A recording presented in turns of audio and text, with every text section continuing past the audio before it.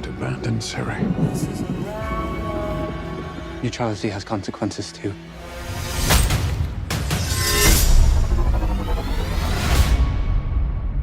You're right.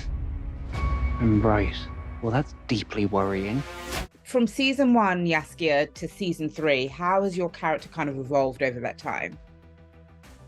Oh, I mean, quite a lot. I've been really lucky to be playing him still playing him, and it's been 5 years. So, I mean, I've grown a lot as well. And I think he began with a kind of frenetic, almost flirtatious energy. He's very passionate. He was very peacocky.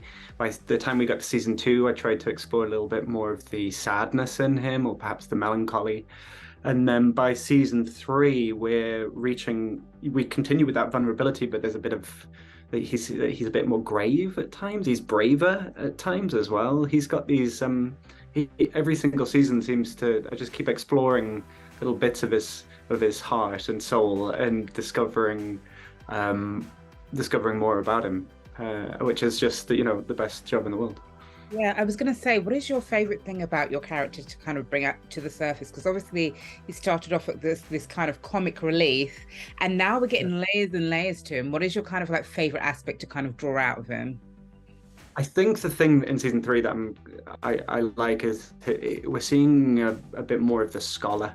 We're seeing a more intelligent side to him. He's making decisions, and they may not be the right decisions, but he's trying to do the what he thinks is best for his found family. And so that's what I love exploring more and more whilst we shoot. Offset, what I often like draw on Jaskier sometimes if I need him. It sounds really strange, he takes up my brain, but there have been times where I've had to go like, I need a bit more performative energy, and I need to be, and he's got a confidence in him and an empathy that I'm very envious of his confidence. I'd say I think that's the thing that sometimes I draw on when I need to. Like, that's actually quite a good trait to have. I know, it's like a little superpower. You said that he's becoming a lot more brave in season 3, and obviously I've only seen part 2, and when this comes out we'll only be talking about part 2. So how will that bravery potentially get him into some trouble later on as the season progresses? Very potentially, yes. I mean, what we see a lot in part 1, which I was really happy about, is not only like a sort of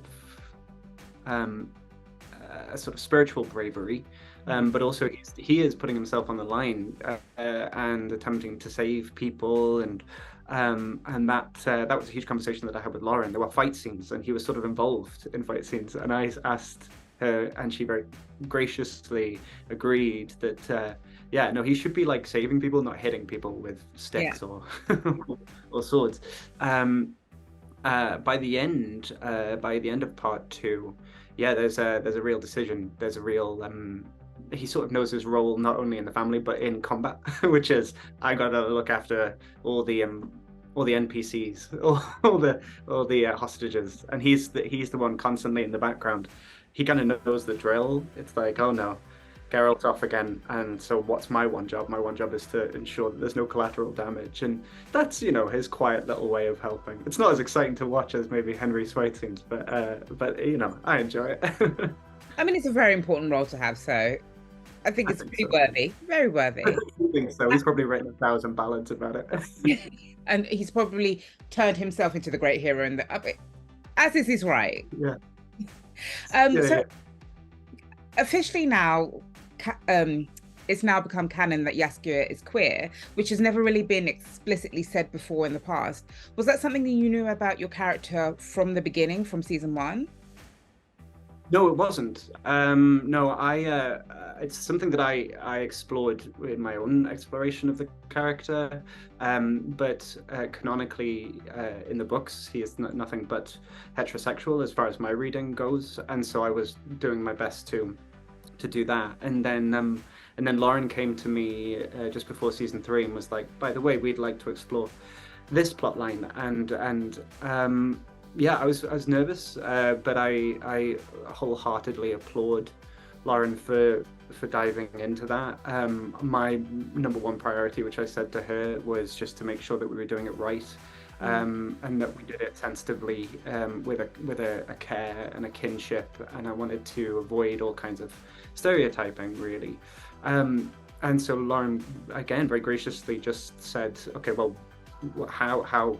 And so there was an awful lot of script rewrites and stuff like that, and we deleted like whole scenes in favor of songs. So I brought in a new song, and I said, can we just cut all this dialogue and I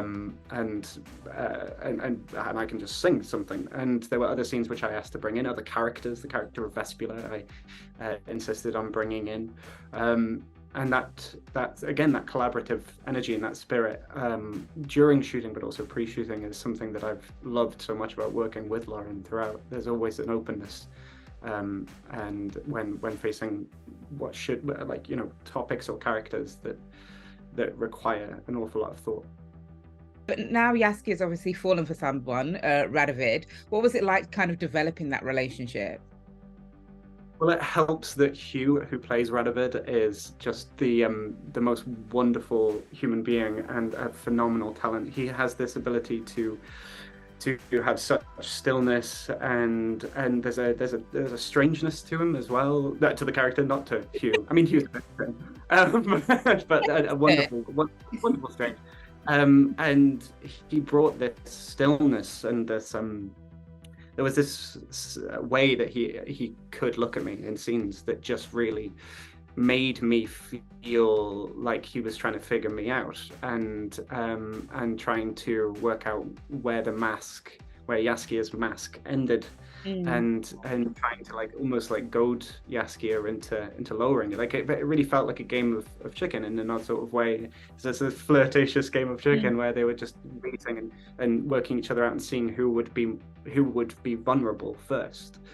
So exploring that with Hugh throughout the season was really, I felt very safe with with his talent and his thoughtfulness that went into it. But it just also had this real energy to it. There was like a little frisson of electricity whenever we shot together. So I didn't have to do anything. I just stood back and let Hugh work. You showed up. Exactly. Yeah, story of my life on this show. I'm not gonna lie to you. Was there kind of any pressure on your side, knowing that people have been wanting this kind of queer representation a bit more in the show? I tend not to think about expectations. I think with a show like this, with a fandom that is so deeply passionate, I think we'd all go slightly mad if we did try and incorporate expectations or responses to recent releases. I very much, over the past couple of years, tried to leave the character at the door and leave these stories at the door, and by extension leave the fandom at the door. And it means that I'm freer when it comes back around again for season 4, for example, later in the year, where we'll start shooting, to turn up and just focus entirely on the scripts and the character. I think otherwise I go a bit bananas. Yeah, you know what? That is very wise words. That's actually something my dad used to say to me, was leave the job at the door. So yes, exactly. Yeah.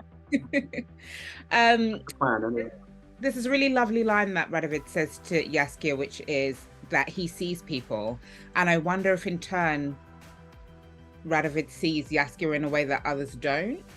I wholeheartedly agree. Yes, I think Radovid, he is incredibly. I can't speak about his character too much because I think that's Hugh's job, but and I wouldn't want to put words in his mouth. But he, the way that Radovid in the scripts sort of just dismantles some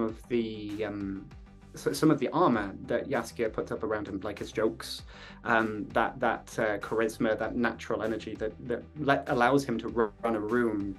I think Radovid has that too, and it's a little bit of game recognizes game, and Jaskier's one of his superpowers is being able to see people and empathize with them, and I think there's something of that in Radovid too.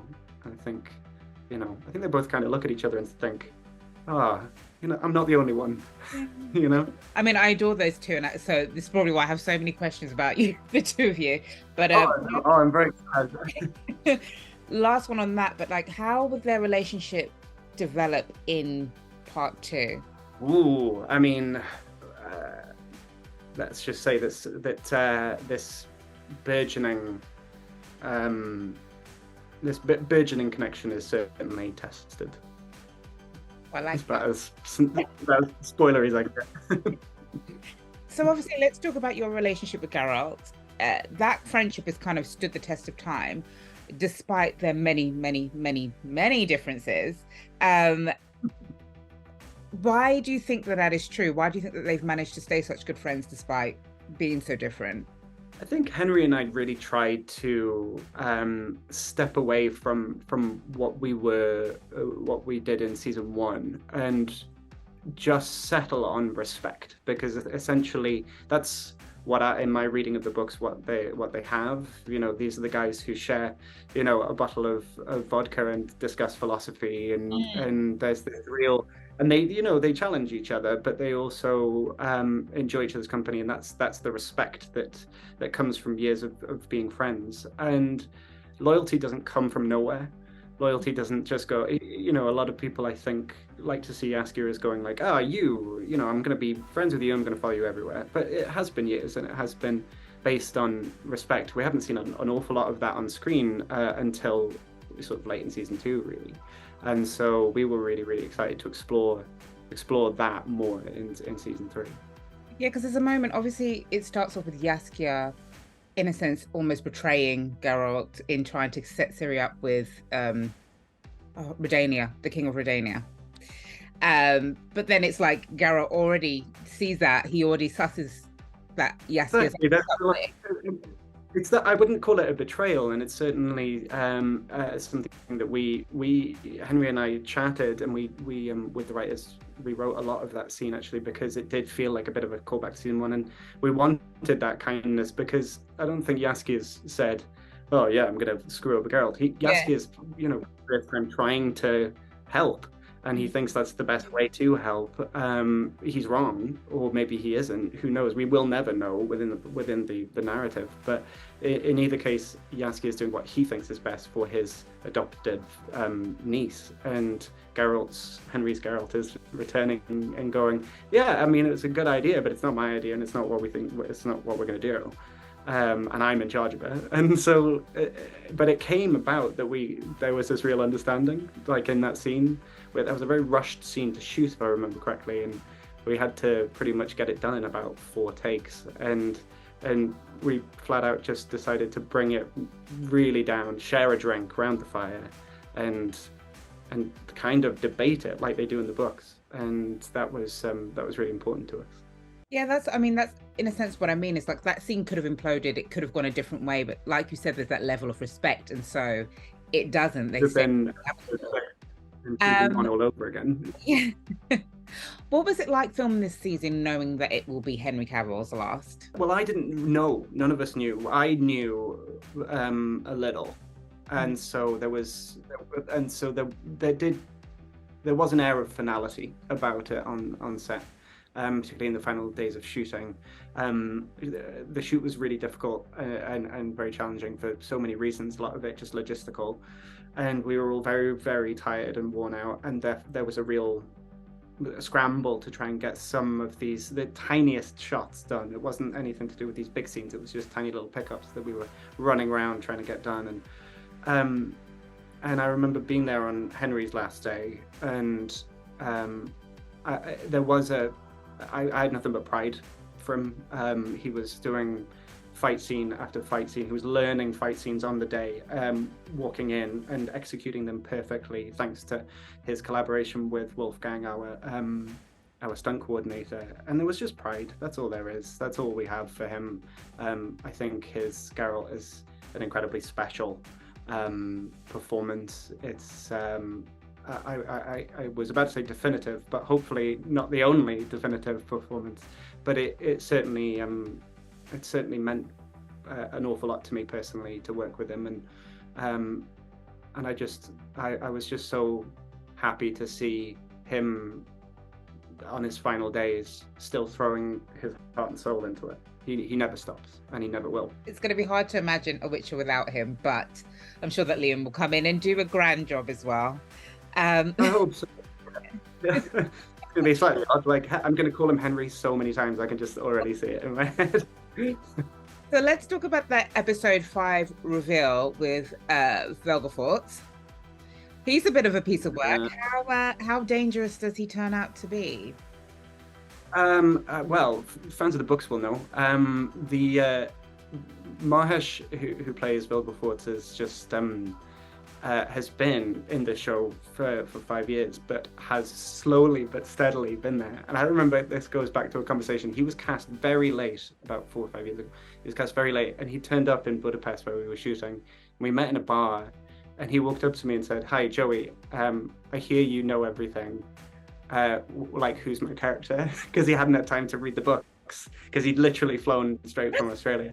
And I was like, "Oh man, you should read them pretty quickly, dude, because like you're about to find out that you might not have much to do this season, but trust me, it's the long game." Much like Vilgefortz. And we discover so much about Vilgefortz's intentions and his capabilities this season, and Mahesh's performance.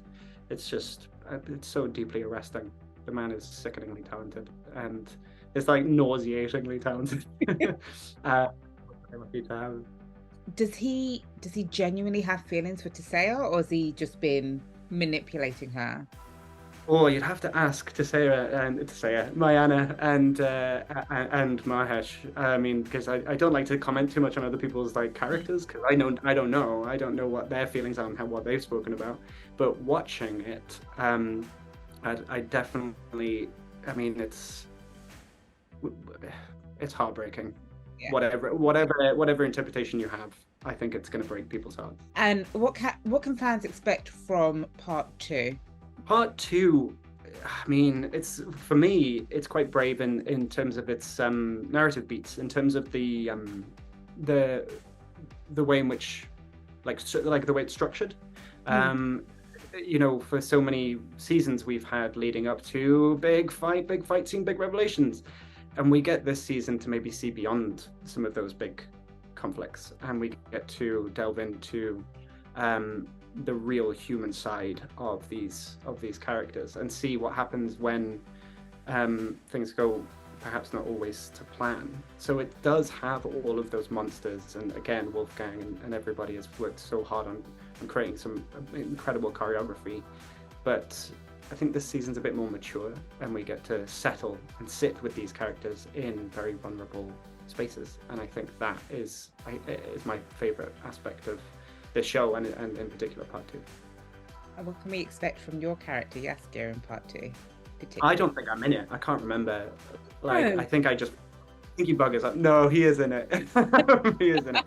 MTV. I'm sorry. No, he's got he's got a couple of decisions to make. I don't think he does. He's presented with choices, and it's not a choice to him. He knows his path, and he knows who his real family is.